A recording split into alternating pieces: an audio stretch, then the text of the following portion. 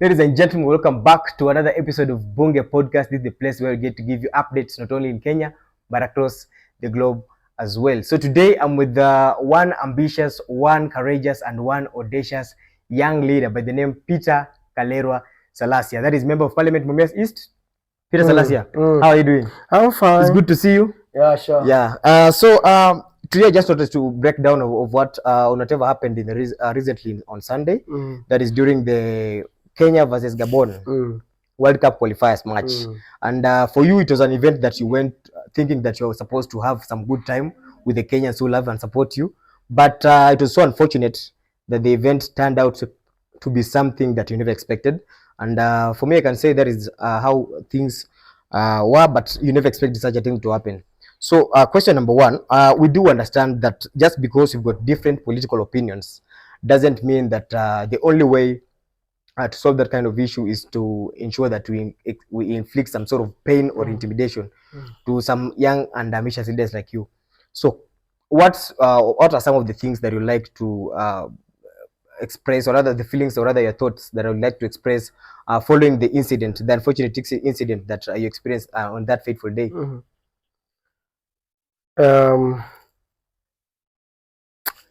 So you see, like that day, the expectations, we didn't expect whatever is going to happen happened. But I also believe that Harambee Stars was beaten because they chased an anointed leader. And left the. You had carried with you the blessings. Yeah, they chased the blessing. Okay. Yeah, and left behind other things. Okay. You cannot chase the blessing. You're the one who was supposed to ensure that you're the one who was behind Harambee Stars winning the game. Yes. The fact if I could have remained behind, Harambee Stars could have beaten those guys. So then, as soon after you were attacked during that match, that was Harambee Stars and Gabon, we saw you able to come up with a certain post saying that, and I quote, Wajaluo walitaka kuniua. I had options, but I chose peace. But next time, nitaanguka na mmoja. So we do understand that when somebody is angry, he might make some statements that show that he has been pushed towards the wall and is about to retaliate. And you clearly say that particular day you never carried with your bodyguards, you never carried anyone else to sort of protect you, and such kind of a thing emerged. But we are also able to note some figures that seem to have orchestrated that particular attack towards you. And some of the notable figures were Honorable Johnson Sakaja, whose chats have leaked in the Nairobi surveillance group. And we also guys like Chokora Msafi, who was among the notable goons in that particular event. So what's your message to to the people who are trying to intimidate you, or who are trying to come and block your dream in this political career that you have? First of all, we say that no one has an autonomy over the goonism in this country. This is a country that is governed by the rule of law. True. And that's why we say that if you want to play the goonism, we also have to play. That's why you see, like all along, people have been calling and condemning the issue across the nation. Exactly. And that is a very clear message to them that never try to do it. Because you can ban the country. True. And it can bring the war, the real war between the Luyas and the Luos. Because this, and I'm not an apologetic about the same, because they were attacked me as the people of the same community. And so we must also tell and say as it is. Yeah. So we're also able to get some statements that you say that if at all you are having bodyguards with you that particular day, it means that that particular event could have turned out been bad. You could have torn the country into pieces. Rather that event could have ended so sadly. Because that reaction could have caused a lot of problems. Maybe let's say, for example, shooting happens and it's crowded kind of. True. So what will happen? Then it will mean that stampedes could have happened. Yeah, the event could have ended in total chaos. Even Maboga could have seen and even shoot somebody. Exactly. So if that one could have the reason, then it means that problem could have occurred. And to the youth who are actually being misused out there to try and inflict pain to leaders like you, talk of the guys like Gaucho, Yes. who are being used as the watchdogs of Baba's team. What's your message to the youth? No, like you say that those are people who, some are my age, some they are older than me. Okay. So beating up somebody who is younger to you, but a very successful, and he has struggled all his way, then that is shame even to yourself, to themselves. Okay. Because they are in their 40s. Gaucho is maybe around 42 years and beating somebody with in his 30s. And he's bragging. So you instead of supporting you, he's trying to pull you down. Yeah, no, even that one, even because even God can't be proud of you. Okay, true. You will remain to be now the server, you be going to be used like until your end. Okay. Because you are fighting someone who is younger than you, because of jealousy, because of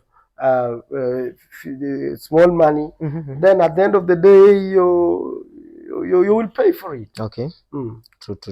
So apart from that, I would also like to hear from you, based on the kind of agreement that Raila Odinga, the leader of opposition, made with the government, that is forming what you call a memorandum, signing what you call a memorandum of understanding some few weeks ago with their respective secretary generals, that is Eugene Sifuna from ODM and Omar from UDA. What do you think that is actually a move that is going to ensure that the interests of the people are actually achieved at the end of the day? There is no any interest of the common mwananchi. The interest there is about their position. It's about the position. It's about being in their comfort zone. And that is what God doesn't like. God even says that when the Bible as it says, that when I was in the hospital, you never came. When I was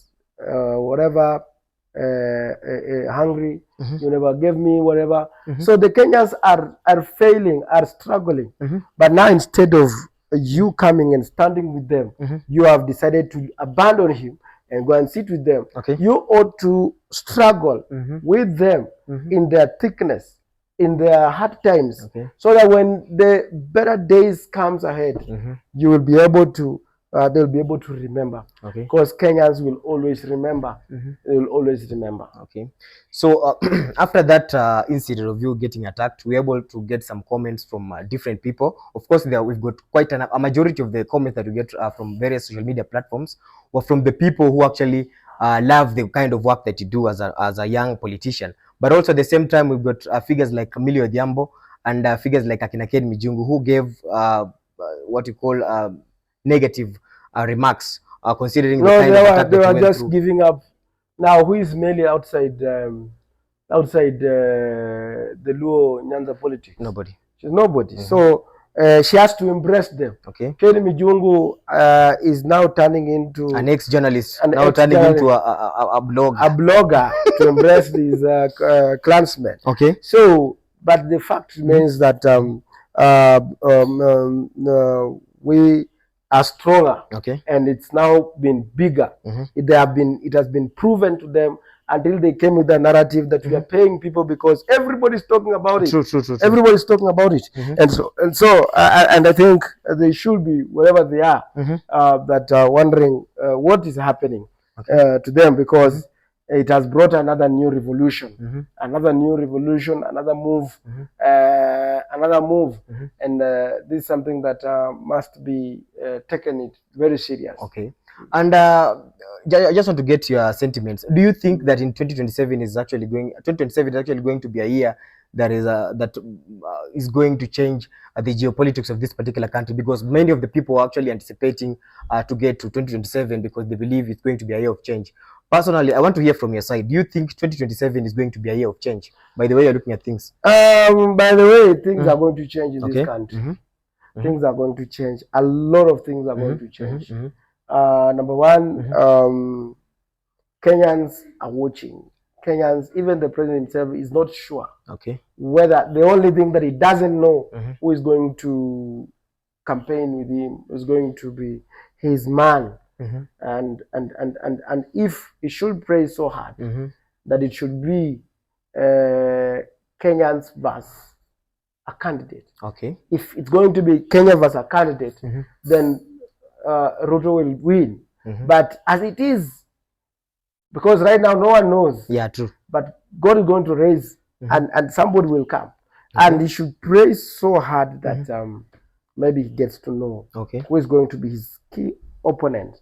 Okay. Because if he gets to know, he'll be able to know. But if God is going to make it and hide it and make sure that no one else gets to know, even himself, this year, next year, and everything, then it's going to be Kenyans versus Ruto. And that one will be an easy mathematics, and whoever will be on their side, that is it. Okay. Then apart from that, we've also seen the president posting on his Twitter, and he said that we are engaging leaders from across the country to accelerate the implementation of our national development agenda, ensuring no region is left behind. Then he was also able to tag Prime Cabinet Secretary Musalia Mudavadi, National Assembly Speaker Honorable Wetangula, Cabinet Secretaries Oparanya, that is the CS of Cooperatives, Deborah Baraza, that is the CS of Health, and Governors Fernandes Baraza of Kakamega County. So do you think this tactic that the president is actually applying is going to help him regain the popularity that he had before the 2022 elections? Because before 2022, during the 2022 campaign, the president was regarded as a man that was being betrayed by the government. So many people actually sympathized with the kind of the kind of goals he had set for this country. But it turned out that the moment the president hasn't delivered on what the people who voted for expected to get from him. So do you think this idea of trying to buy the hearts of people from Western, now that he has been abandoned by the people from the mountain, is going to work come 2027? No, let me ask you a question. Like the budget of the last year was about 3.9 trillion. 3.9 trillion, yeah. What have we felt in that 3.5 trillion? Nothing. Nothing has been felt by the Kenyans. So if we're having a budget of 4.7 trillion, it's 4.2 trillion. So if we're having a budget of that, a difference of how many billions are those? 300 billion. 300 billion, yeah. Cannot be of any change unless they tell us that this money, where were they going? If it was going through their own ways, maybe they will tell us. But the economy is stuck. You are taxing people on the pay slips. You are doing what? You're adding unnecessary statutory deductions. The shift that is not working. The shift is not working. Again, taxations are there. The housing levy. Housing levies are there, and all those stuff. Anyway.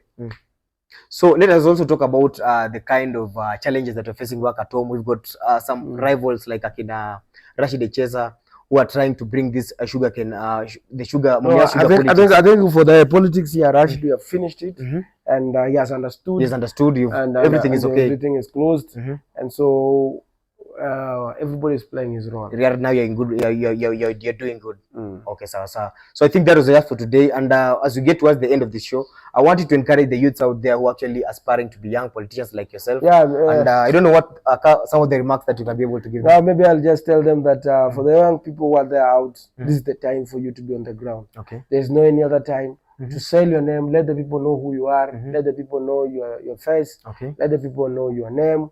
And let the people know where you come from, what you stand for. Okay. Then people will vote for you. Good. So let us not wait until the last minute is when you will be, and then be consistent and never accept to be cheap. Okay.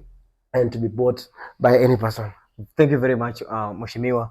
And I hope to see you next time. I think for today, nasema asante sana kwa kuja kwa show yangu na quick recovery to you. Asante. Thank you very much. So ladies and gentlemen, that was Mheshimiwa Pikita Salasya. Thank you very much for tuning into this podcast. And I'd like to urge you guys to kindly like, subscribe, and hit that notification bell for you to be able to get updates not only in Kenya, but across the globe as well. My name is Buffy. It's good to see you. Till next time.